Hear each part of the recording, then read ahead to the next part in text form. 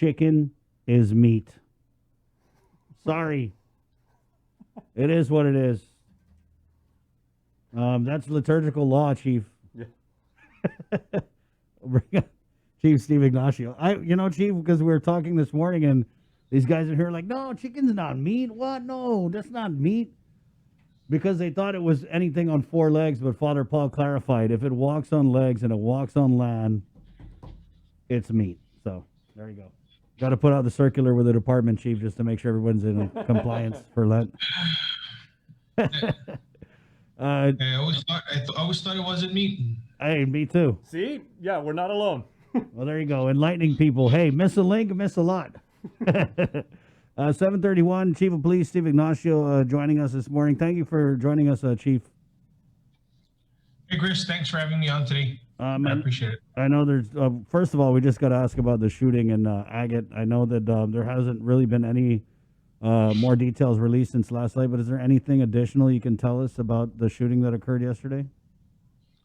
No, Chris, unfortunately, I don't have an update yet, other than, of course, the victim was transported for treatment, but I don't know his status yet, and I don't have any other further information.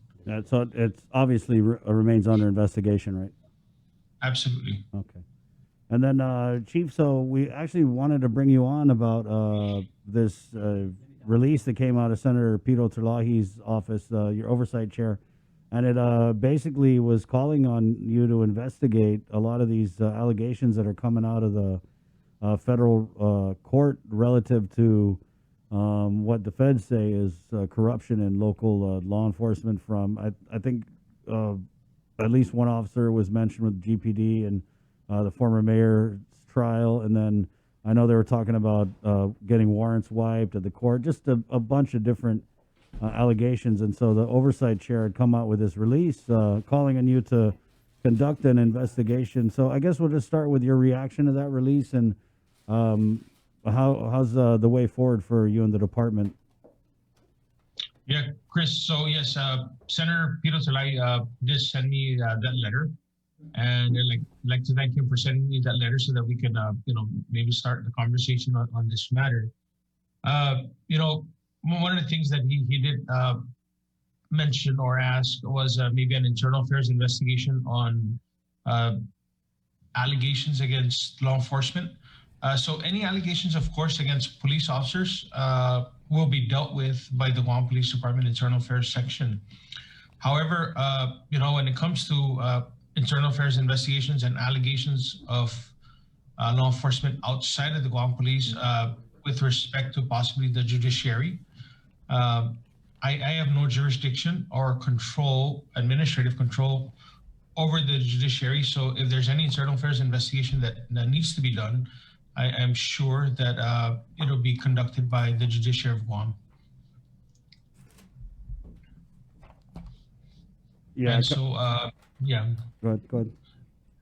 And so with respect to any criminal allegations, one of the things, we were going to have to concern ourselves with, Chris, is we don't know when these supposed criminal acts may have occurred, making warrants go away, whatever the allegations are, police officers who may have made threats against any person involved in the investigation or in that case. But, one of the things that we have to concern ourselves with when we do criminal investigations is when did the act occur? And if the statute of limitation has expired, are we beyond the 1 year statute? Are we beyond the 3 year statute for felonies? And so, depending on when the acts occurred and what the acts were that were the supposed criminal acts that were committed, one of the things we have to look at is when did they occur and do we still have jurisdiction with respect to the statute of limitation? Chief, hi, it's Sabrina. I just kind of walked in. I wanted to just follow up on something you said at the beginning regarding jurisdiction. And so this letter from Senator Pito Terlahi, it talks about for the Guam Police Department to launch a multi-agency internal affairs investigation. So how are you going to go about involving all these other agencies? And that's what I was talking about, Sabrina, is right.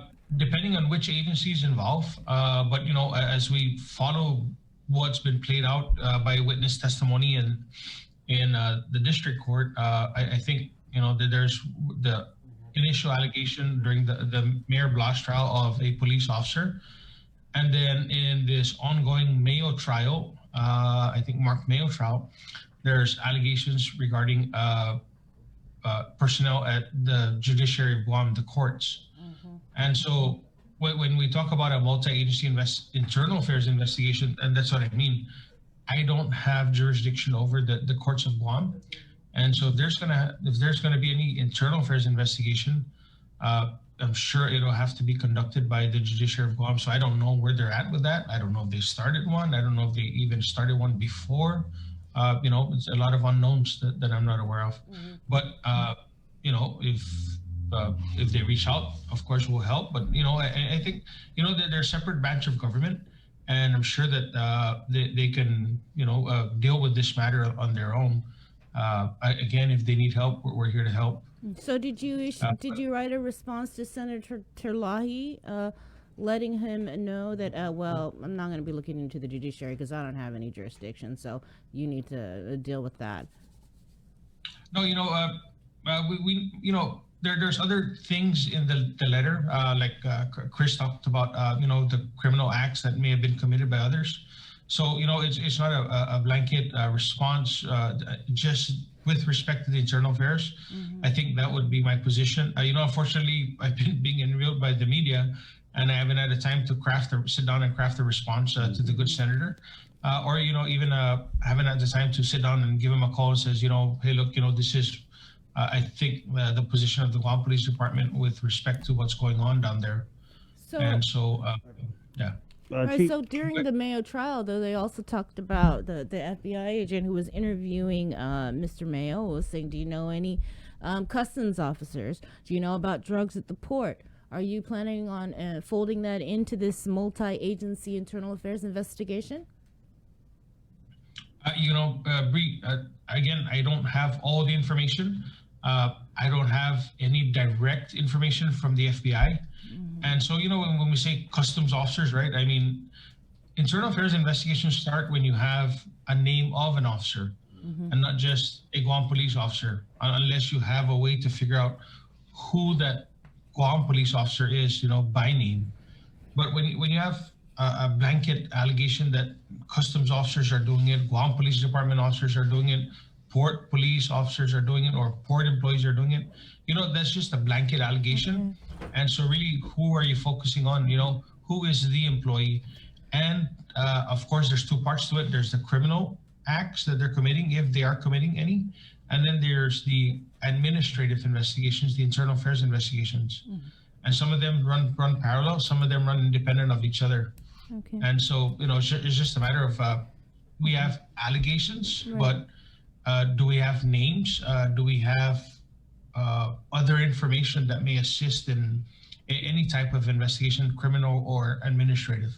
Chief, what about when you have an instance in the court where, as we saw in the former mayor's trial, where they made allegations of assault against the former deputy marshal of the court, and they said, Joey Terlahi allegedly punched a woman, and, locked her in a room.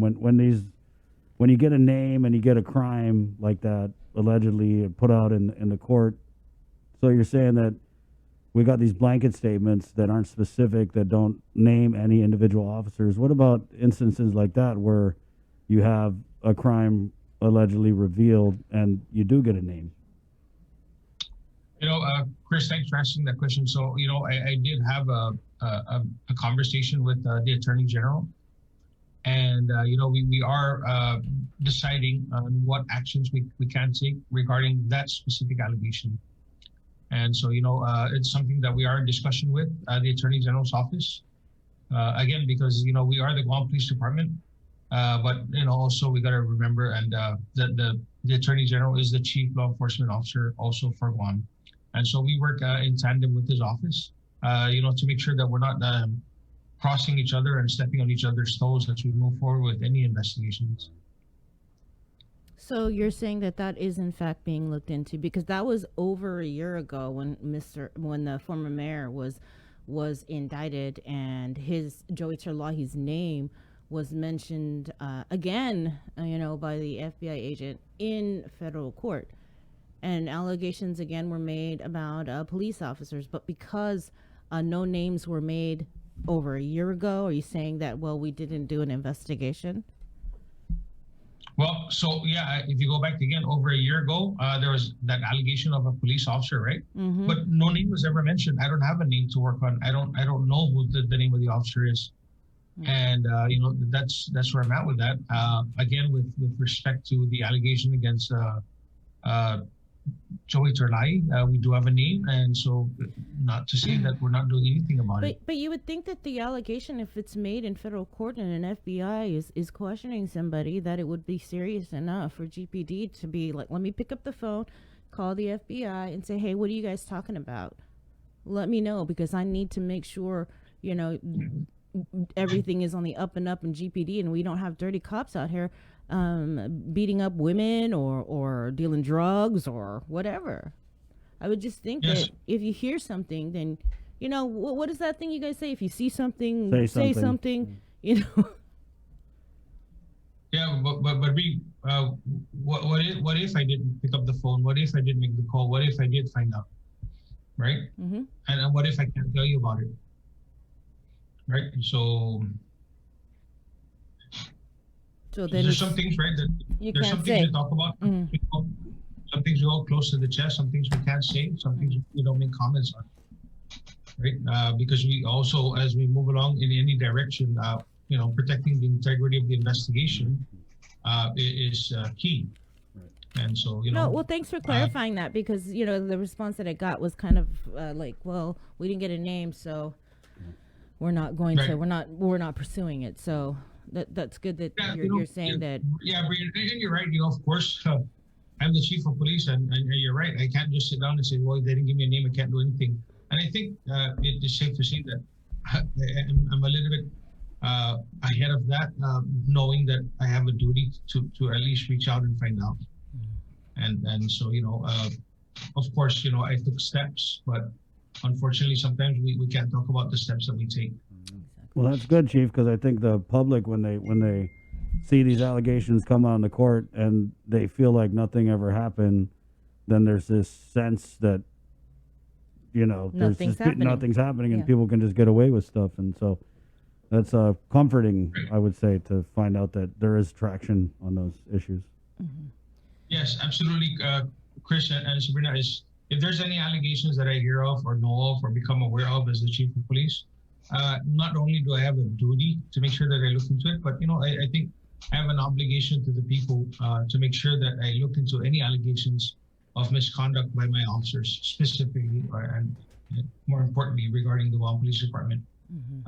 Making sure that we hold our officers accountable if they violated any rule or law, and making sure that we do our due diligence to do either criminal or administrative investigations into allegations.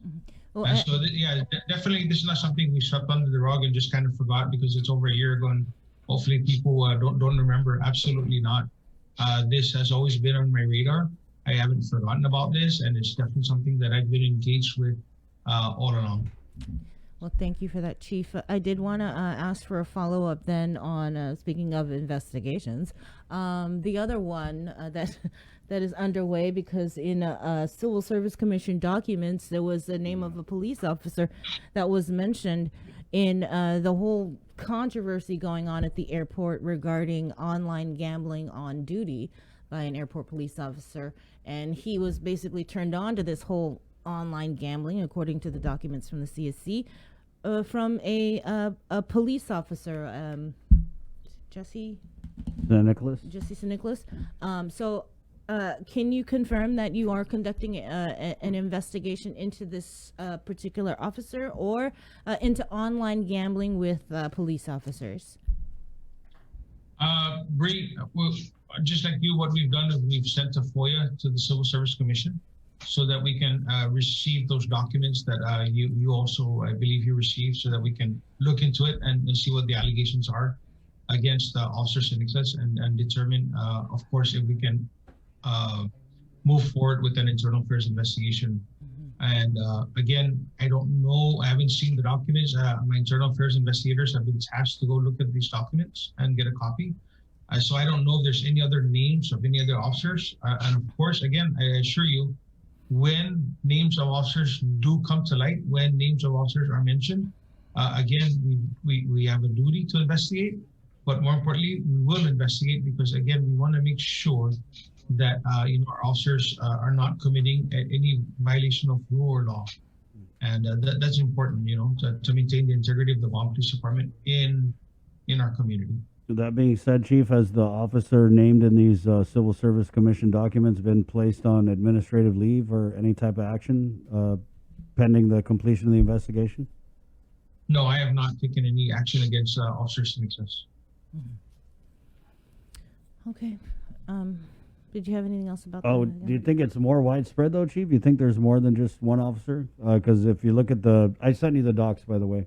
If you look at it, Okay. it said something like there was 275 other 249. 249, sorry, other people involved in what did it? Bree, it was like firefighters and But there were firefighters, police officers, ARF, and more airport police officers. Yeah.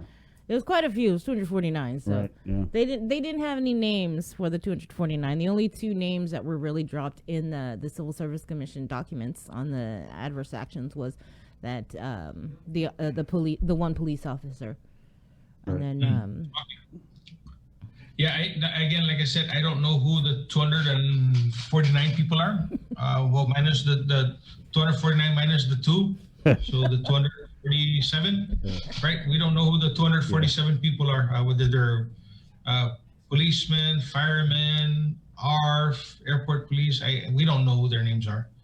And again, what we do, of course, when we know that there's allegations like this, we remind our command staff to remind our officers, about being held to following the law and making sure that what they do is in line with what the community is expecting of them, but more importantly, what's in line with the law, and making sure that they don't break any laws. But again, it's as you see, we have a lot juggling and going on here at the Guam Police Department. With the allegations against Officer Siniclas, the allegations ongoing with this Mark Mayo trial and the case with the Mayor Blas. And so there's a lot going on in the Guam Police Department, but just know and like the community to know that definitely this is not something that we're just taking lightly. We do take these allegations seriously. We do what we have to do investigations into them, whether criminal or administrative or anything else. what's going on out there though, Chief? I mean, when we last had you on, you said it was kind of alarming. You're seeing the ICE drugs infiltrating the FAS community, and it's alarming to you. We've seen, I can't even keep track of how many shootings it's been over the last several weeks. We had the beheading. What's going on out there? Bree, I wish I had the magic ball in front of me to say I have all the answers, but unfortunately I don't. But if any of these incidents are related to drugs, again, like I said, we have a duty as law enforcement to do investigations and make arrests. But a drug problem is not just a police problem. A drug problem is a whole of community problem. We have people that more go into drug use, but what is it that we can do to prevent them from going into drug use? At what age should they start going into drugs? Are they in the middle school age or in the high school age? What programs do we have in place at home and in school to keep kids off of drugs? When they do get into a situation where they become involved in drug use, ICE specifically, let's just put it out there, what programs do we have in place to help them get off of their addiction? What programs do we have in place to catch them before they become addicted to ICE so that we can get them off? And then what is the law enforcement community doing to try and stem the flow of drugs in our community? Are we fighting it at the borders? Are we fighting it on the streets? Are we fighting it, at the federal and local level? So it's a whole of community problem. And I've been here since the 90s when we had the War on Ice campaign. And it has been a war ever since, but you can't stop fighting the war, because if you stop fighting the war, then that means you've given up, and then they take over. And so you just have to keep fighting back as a community. Are y'all losing the war though? We're not losing the war, Bree. I think, I read an article about what the customs and quarantine have been doing. I've been tracking what we're doing. We're making arrests almost weekly, if not daily, on drug possession. And sometimes some of the drug possession cases also involve, substantial amounts or amounts of also ice that we're confiscating and money, current, U.S. currency. So we never stop fighting the war. We're still fighting the war. We're going to continue fighting the war. We can never give up. Now I see the magistrate's complaints, and you're right. Every day somebody's getting busted for drugs. And it's clear it's the other pandemic on Guam. I refuse to say, oh, it's an epidemic. No. Right, yeah. It's way more serious, clearly. Yeah. And when you talk about the whole community, we don't even have enough programs to help people. Yeah, and there's that side of it, Chief. But then I think before the programs, we're also obligated as a community, and I'm sure in law enforcement, to do our part to take down some of these, big drug dealers. Like we read all day about these street level users that get busted, and from what I read of it, Chief, it's like the average street level user now is rolling around with enough ice packaged for resale that, it's alarming. It's like you have all these little guys and people who smoke ice, but then they've got enough stash on them. It indicates to me that they're also selling it. So I feel like we got to do more to catch those big fish, because we just haven't seen, the big bust. Yes, I agree, Chris. But again, in order to get to the top, you have to chip away at the bottom, right? And so we continue to chip away, and you just continue to fight until you get that big break, or until you get to the top of the food chain. It's really what it is. But we can never give up. We should not ever give up as a community. All right. Well, thank you, Chief. Just real quickly, anything on your budget? You guys cut? I know DOC was cut. You guys cut? No, I've actually just got my budget that we'll be submitting to BBMR. I'm reviewing it right now. I don't have the final numbers. No, not yet. I will see where we're at. But if I may, I'd like to close out. I'd like to again on this show extend my condolences to Mrs. Rosie Scambaluri and the family of the late Colonel and Police Chief Scambaluri.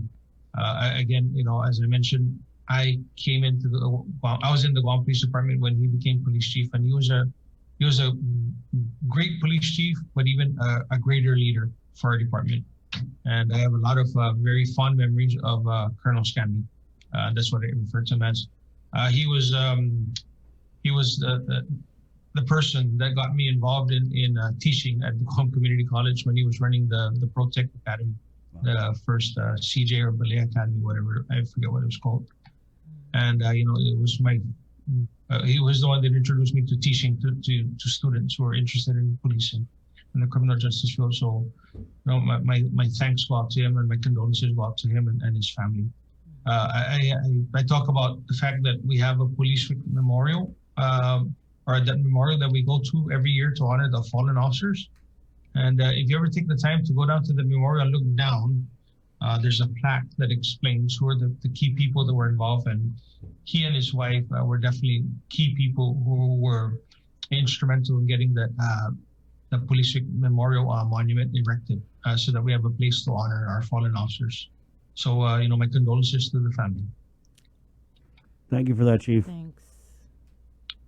Thank you. Appreciate your time. Okay. Keep up the fight. Yep. Don't ever give That's up. it. That's right. Keep fighting. Keep fighting. Not with each other, though. Huh? Yeah. Gotcha. Especially not during Lent. Thank you, Chief. All right, Take you guys care. take care. That's, okay. All right. There you go.